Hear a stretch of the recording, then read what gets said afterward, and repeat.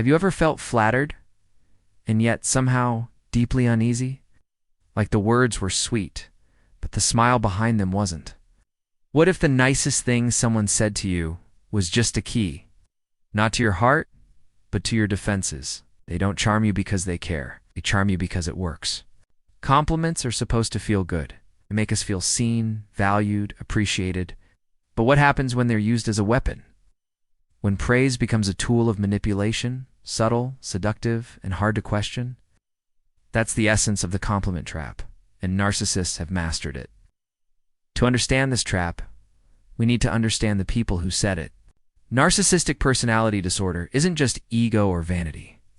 At its core, it's a fragile self-identity that needs constant reinforcement. Psychologists trace it to a mix of genetics, childhood dynamics, and trauma, especially environments where love was conditional or unpredictable. According to attachment theory, children who grow up in these spaces often learn to perform, to charm, to manipulate, because being their true self was never safe or enough.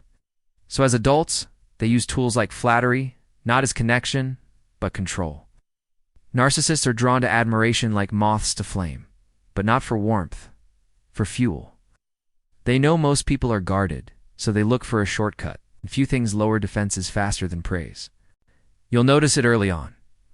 An overwhelming focus on how amazing you are will compliment you not just on your looks, but on things that feel deeper. Your intellect, your humor, your energy. It feels different than the usual small talk. It's more intense, more intimate. But it's not real intimacy. It's strategic bonding. This is known as love bombing in psychological literature. It's common in abusive dynamics, especially early on. The goal is to overwhelm your system, to fast-track attachment.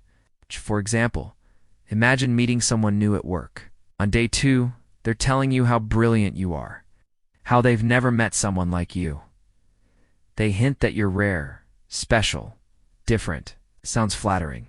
But it also creates an invisible pressure to live up to that version of you and to stay in their good graces, so the praise doesn't stop. Here's the hidden catch. They're not seeing you. They're baiting you. Narcissists don't just flatter. They calibrate. They watch how you respond. They note what makes you glow and what makes you crack. Compliments become a form of data collection. Every smile, every thank you, every moment of softening becomes a lever for later.